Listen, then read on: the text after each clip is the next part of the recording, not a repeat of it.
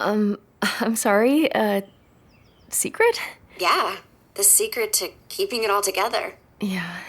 You sound like you're cool, calm, and collected. Oh, I try to keep a level head. What's your Enneagram type? We are big on personality tests here. Oh, I'm a 2, the helper. No kidding. I would have pegged you for a 3, an achiever. Oh, wait. Maybe I was a 3. I got hardcore into the Enneagram a while ago, but I've sort of forgotten some of it. My brain's kind of overloaded with information. I guess something had to give.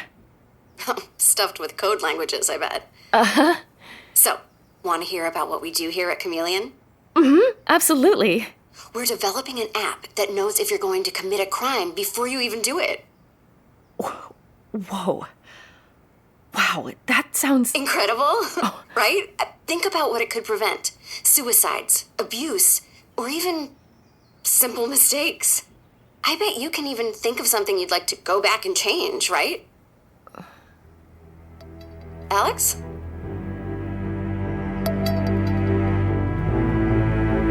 Realm presents Memory Lane Season 2, Episode 3. Casa de Amizade Center for Health and Wellness, California, July 2nd. I open my eyes slowly. For once, I've had a decent night's sleep. But when I look around, I draw in a breath. I have no idea where I am. I shoot up in bed, blinking hard. I'm in a white room that's mostly empty save for a large bed and dresser. Morning sunlight streams through the window. When I look down at the sheets, they're patterned with tiny Swiss dots. I've never seen them before. I stare at my hands, my heart ratcheting faster. The door creaks open, and a woman walks in. When she sees I'm awake, she smirks. Wow, been a long time since you outslept me. Who are you? Alex, it's me. I don't know you. I'm sorry. Not funny, it's Cassie. Come on, what the hell is wrong with you? Have you had a stroke? And then, suddenly, I realize it's my mother. Cassie. Of course. You're at Judith's, Amizade, remember? You came yesterday? Followed me here, actually. Chewed me out because I came without telling you? Yeah. Sorry. I must have been in a really immersive dream. My heart is pounding, but this is all coming back to me. Don't bullshit me. I'm not going to pretend anymore that I don't see what's going on. I know this has been tough for you, for all of us. But if you're having problems, you need to tell me. I'm fine. I was just groggy, that's all. You've been forgetting things. I have not. You forgot me just now. I was dreaming. You forgot Dr. Reardon's name yesterday. And Peyton told me you forgot the conversation you had with her 2 weeks ago, too. That doesn't mean anything. It takes me a second to recall what she's talking about. You know how you looked just now? Like Remi did when we walked into his hospital room. After... you know. After they stole part of his mind. God, could she be right? Have I been forgetting things? I stare down at the bed, wishing I could dive back under the covers. Maybe Cassie's right. Could something be wrong? I'm sure it's just stress, right? Maybe it's being back here. That weird generator. Okay, then why isn't anyone else forgetting stuff? Maybe it has something to do with Remi's study. Do you remember that list of side effects? Heart palpitations, loss of speech, memory loss? Then why aren't you forgetting things? You were in the study too. I should never have enrolled us. Don't say that. I'm glad you did. Really. I wouldn't know the truth about Remi. I also wouldn't have met Peyton. More of last night is coming back to me. Peyton's panic attack. My hand on her forehead. Her voice. Please don't leave. But then, something else. The two of us staring out a window. Peyton saying something. A name? Cassie pulls me to stand. Maybe there's something Remi can do. We've been looking at Judith's equipment. Remi says some of it rings a bell. I think if we had a little more time... More time? Cassie, no. We agreed to stay until the morning. That was all. Alex, please. I finally convinced Trina that Judith tampered with her mind. You should see her. She's furious, the same way I feel. I'm doing this for the good of the group, Alex. Not just myself. How selfless of you. As soon as the words come out of my mouth, I know I've gone too far. I don't want to snap at Cassie. I just hate feeling vulnerable. I prefer being in control, especially of my own mind. Sorry. I didn't mean that. I'll be fine. Seriously. Actually, you might not be fine. What? Both our heads snap up at the new voice. When I see the tall, broad, graying woman in the hallway, my recognition is crystal clear. It's Judith. Cassie jumps to her feet and shoots out an arm in front of me like a shield. Oh my God! Don't come any closer! I'm not going to hurt you, but you're not going to get better, Alex. And I don't think what's happening to you is because of Remi's study. We never should have come to Amizaj. Of course Judith returned. This is her house. And although she isn't holding a weapon, we are on her turf, and she knows this place best. We're surrounded by equipment that's engineered to siphon out memories. And that's just the medical devices we know of. What if there are others with her? Other doctors like Reardon? I look around for somewhere to run, but Judith has us backed into a corner. Literally. There's no other door that leads out except the doorway she's standing in. Judith wears a long white tunic and linen pants like she's about to spend a day poolside in Palm Springs. But her expression is far from zen. She stares at us with a mix of surprise and something else I can't put my finger on. Please just let us go. Cassie, I won't hurt you. I'd never hurt you. Don't believe her. She's lying. I grasp Cassie's wrist. I'm not an idiot, Judith. We came to make sure that you weren't hurting anyone else. Alex, what's going on? Remi appears in the hall. Even though he can't locate Judith in his memories, Cassie's and my expressions must say it all. Don't touch them. I'm calling the police. People, I just want to talk, okay? Let's all calm down. Funny, that's what you said in the woods, right before you pulled out a gun and nearly shot my daughter. And what did you do to Remi in the hospital? Judith barely glances Remi's way. Let's not worry about that right now. Easy for you to say. But Judith is still looking at Cassie. What you should worry about, Cassie, is your daughter. Whatever's happening to her. I think it's serious. How do you know about that? Cassie's eyebrows shoot up. I've been watching her. You're right. Her memory is something to be concerned about. We all freeze. What do you mean? You've been watching me? Clever of you to disable my cameras. But I already knew you'd come here. I put a GPS tracker on your van. Interesting choice, staying at Heather Lake. Does that cabin even get heat? She knew we were at Heather Lake this whole time? That makes no sense. If you've been watching us, why didn't you come for us? Why didn't you erase us? But then I consider what's going on in my head. Maybe Judith already did? I'm not a monster. I care about you and Cassie very much, but I've been noticing how you're slowly remembering less and less, Alex. You weren't even this way when you were here last, 2 weeks ago. You were sharper, clearer. Something is happening to you. Yeah, that's what I've been wondering too. I shoot her a look.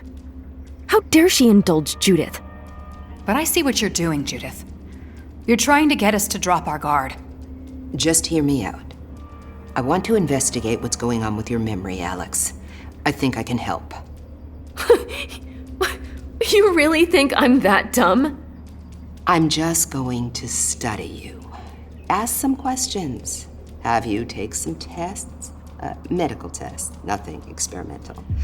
But I might be able to figure out what's going on. I have a lot of great testing equipment in my lab. Equipment I very much doubt any of you can decipher yourselves. Remi gives Cassie a sidelong glance. Well, it would take me months to make heads or tails of that laboratory alone. With someone to explain it all... I can't believe what I'm hearing. In exchange for what? My sanity? No, in exchange for some clarity on what's happening with your memory. What's happening is that I'm stressed. I'm not submitting to your lab tests for that. You're not just stressed.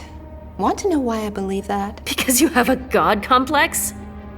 It's because I've tried to help someone else who I think has your same condition. My son. She gestures out the window. A figure stands by a tree, staring into space. He has stringy shoulder-length hair and lanky arms and legs. There's something blank about him.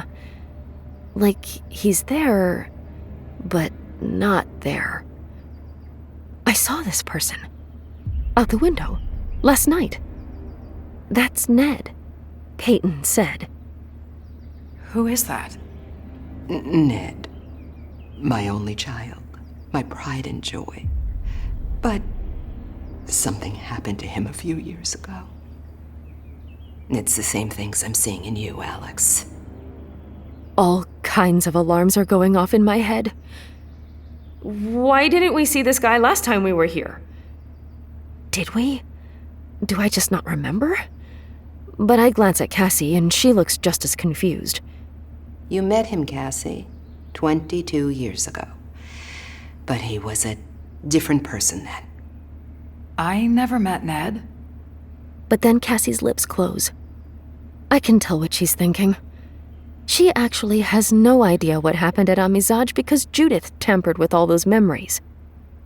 Ned is happiest out in nature, especially walking by the pond. He loves fish. You saw his favorite spots, actually, yesterday, on the surveillance videos, before you shut them all down. Judith stares at me. I recall the camera views of a wooded path and that spot by the pond. The interior bedroom camera must be where Ned sleeps. Those fish drawings, are they his?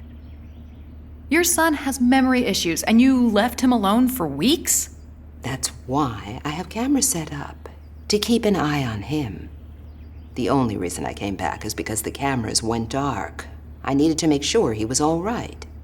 If I hadn't disabled those cameras, would Judith have stayed away? He's a gentle soul, doesn't make trouble, but compared to who he used to be, he's a shell of himself. Judith turns to Cassie. I'm a mother, just like you, and I've lost my son. I want to figure out why.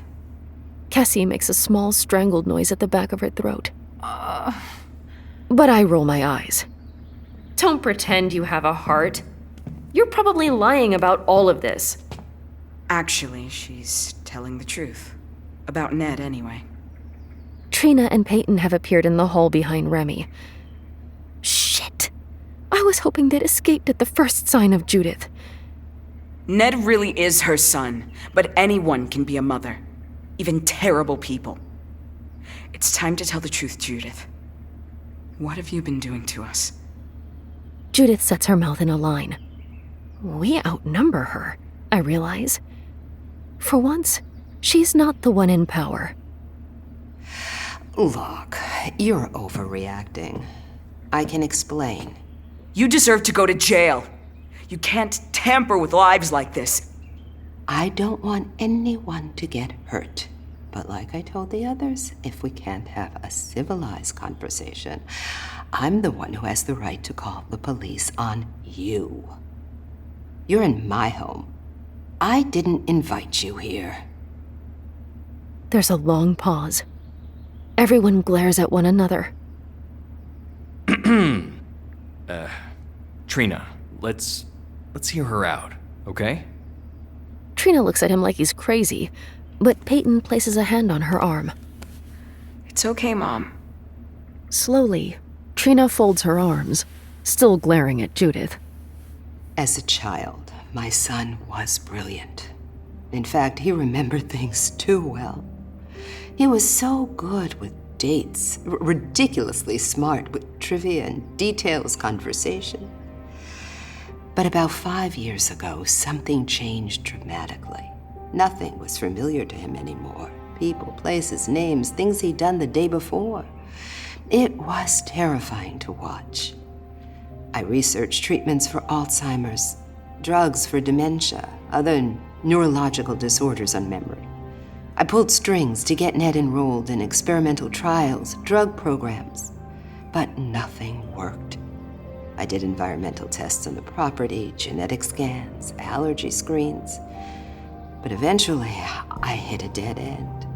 Believe me, you don't want this to happen to Alex. You don't want to lose her. Judith turns to Cassie and touches her elbow. Cassie lets out a choked whimper and buries her face in her hands. This isn't fair. This woman stole things from my whole family, shot at my father, and now she's asking for our sympathy? How can you be so sure what's happening to me is the same thing that happened to your son? Because it's progressing in the exact same way. At first, Ned forgot small things, recent memories, unimportant conversations. And then it got worse. I'm not trying to trick you, I promise. And if you haven't been able to help Ned, what makes you think you'll be able to treat me? One of my biggest hurdles in treating Ned was that his disease didn't look like any other patient's. He didn't have the plaque buildup or genetic markers found in Alzheimer's patients. His blood work showed no signs of vascular dementia.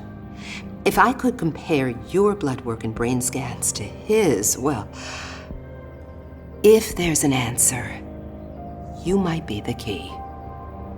I find myself glancing at Remi. He grimaces and gives me a weak shrug, as if saying, that does sound plausible. If Alex needs a doctor, I'll take her to someone legitimate. No other doctor will know where to start. You'll waste months Alex can't afford, doing tests to rule out more common conditions I already know she doesn't have. By that time, her memory might be completely lost. Cassie flinches, but only for a moment. Or you could be bluffing. We don't trust you. Then tell me what I can do to earn your trust. I want my memories back. The ones you stole. Cassie! I don't like her bartering me for her memories. Neither, it seems, does Remi. Come on, Cassie. Are a few memories really worth risking your daughter's safety? My chest warms. Judith, meanwhile, sniffs. I removed memories for the good of both of you, but I don't expect you to understand. Don't pull the "we're not smart enough" card. I never asked to have my memories taken away. Trina scoffs. Me neither. Are you sure about that? Judith gazes at them for a long beat, unblinking. Cassie and Trina glance at one another. No, I would not have asked you to take away memories. I wouldn't. Cassie steps closer to Judith. If we let you look at Alex, you have to help us. Excuse me. I don't want to be a lab rat, and I don't want to be a bargaining chip. I want my memories back as much as you do, Cassie, but Peyton and I have been here longer. Who knows how much Judith has stolen from us? We should get ours restored first. Peyton's eyes go round as saucers. Mom, I don't know about this. Judith lifts a hand, and everyone falls silent.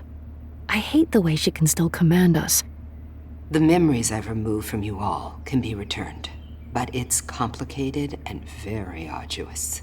It will take a lot of time, and I want to get to Alex as soon as possible. But I will restore one person before I turn my attention to Alex. And it's your choice who, Alex. What? I have to pick? This is so unfair. What if Judith restores one person but refuses to work on anyone else? How can I pick any of them at all? At the expense of my own mind. I hate the idea of being a guinea pig. Judith's guinea pig too. But my gaze keeps flitting to Ned outside. Should I believe Judith? But then something flickers in my brain. It's a memory of Cassie's. I can tell by the way it comes on. Whole and a little jarring.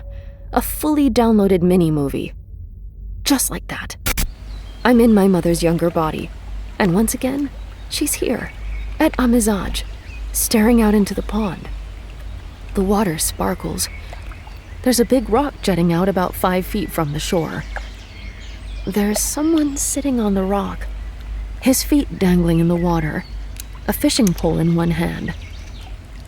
He's a teenager. His hair is shorter, and his bare chest shows off a muscled physique. But his face shape is familiar. Ned. He smiles at Cassie. Hey, Cassie, how are ya? Hey, Ned, catch any fish? Nah, nothing yet. Well, your mom's looking for you. Says it's almost dinner time. All right, thanks. Ned gives her a jaunty salute. And then the memory goes dark. I tumble back to myself, feeling breathless. Just like all of the other memories of Cassie's, it feels like a part of me. But I want to fight against it. But I know it happened. Ned was like that. Once. I glance out the window again, noting that the slumped figure on the lawn hasn't moved. What happened to him? It feels like I'm about to jump off a cliff. But I can't answer. Not yet. I need some time. I brush past all of them, my heart pounding hard. I need out of this house. Now.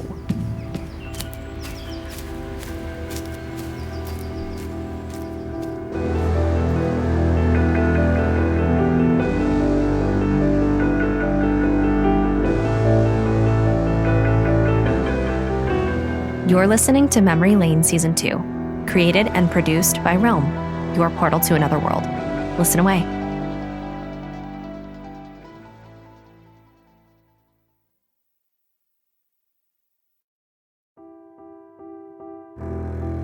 Memory Lane is written by Sara Shepard, produced by Rhoda Bayessa and Haley Wagreich, associate produced by Michael Coulter, and executive produced by Molly Barton. Performed by Emily Wu Zeller, Leanne Marie Dobbs, Elliot Schiff, Tiana Camacho, Julia Nippon, Mike Karnas, Lena Klingeman, Sherry Wishard, and Kaylin West.